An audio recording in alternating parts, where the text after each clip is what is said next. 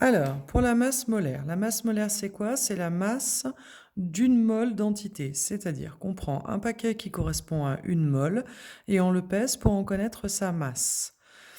Donc la masse molaire sera notée avec le symbole grand M. Trois petits pointillés ici pour vous dire qu'on va remplacer ces petits pointillés soit par Pb si j'ai du plomb, soit par H2O si je regarde pour la molécule d'eau.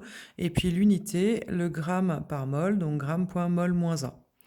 Au niveau de la masse molaire atomique, vous avez ici le symbole d'un atome, avec en bas son numéro atomique, en haut son nombre de masses. Le numéro atomique qui correspond au nombre de protons et le nombre de masses qui correspond au nombre de nucléons. Eh bien, pour la masse molaire atomique, tout simplement, on va regarder le nombre qui est ici en haut.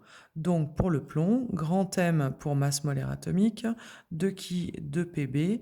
On regarde le nombre qu'on a en haut et ça nous fait 207 grammes par mol. Parfois, si vous tapez sur Internet, par exemple, pour la masse molaire atomique du chlore, vous allez trouver un chiffre à virgule, ce qui peut paraître incohérent, puisque là, normalement, on n'a que des chiffres entiers. Eh bien, ça, c'est lié à la présence de différents isotopes. Les isotopes, c'est quoi? Ce sont deux atomes qui ont le même nombre de protons, mais pas le même nombre de nucléons. Si je regarde la masse molaire atomique du chlore 35, grand M pour le chlore 35, on obtient quoi? Bien, on obtiendrait 35 grammes par mol. Si je regarde celle du chlore 37, eh bien, on obtiendrait 37 grammes par mol. Eh bien, dans la nature, ces deux isotopes sont présents à hauteur de 75% pour le chlore 35 et 25% pour le chlore 37. Du coup, si on veut une valeur moyenne pour la masse molaire atomique du chlore, on va faire quoi? On va faire 75% de chlore 35, c'est-à-dire avec une masse molaire atomique à 35, et 25% de chlore 37, c'est-à-dire avec une masse molaire atomique à 37.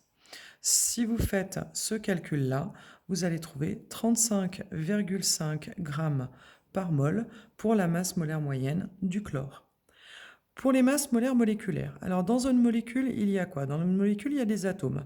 Par exemple, ici pour l'eau, un atome d'oxygène, deux atomes d'hydrogène.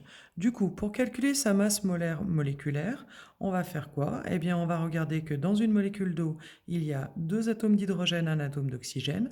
Du coup, la masse molaire moléculaire de l'eau, ça sera deux fois la masse molaire atomique de l'hydrogène, plus une fois la masse molaire atomique de l'oxygène.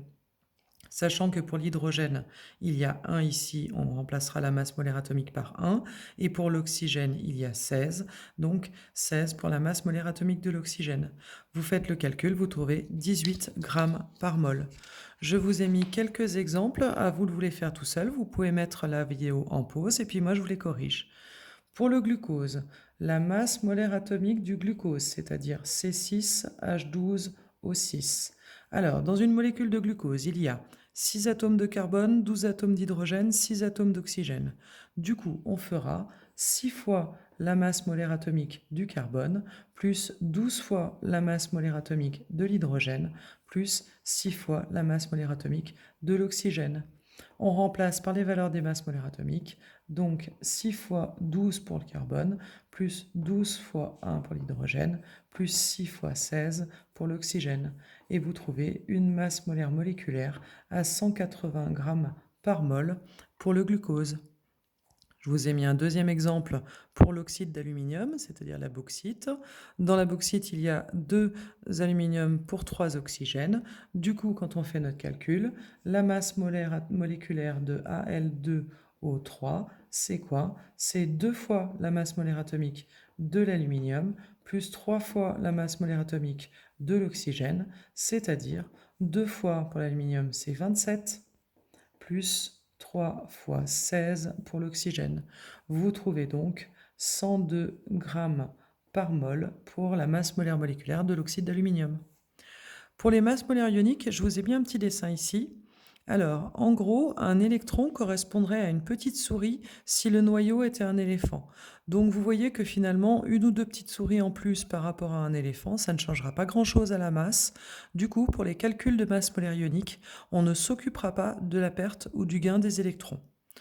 Par exemple, pour l'ion cuivre, c'est quoi? C'est un atome de cuivre qui a perdu 2 électrons.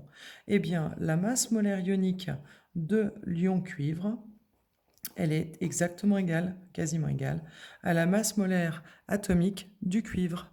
Du coup, la masse molaire de l'ion cuivre, ça sera 63 grammes par mol.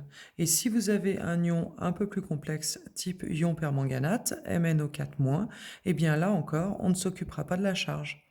Du coup, la masse molaire ionique de MnO4-, c'est quoi? C'est une fois la masse molaire atomique du manganèse, Mn, plus 4 fois la masse molaire atomique de l'oxygène, O.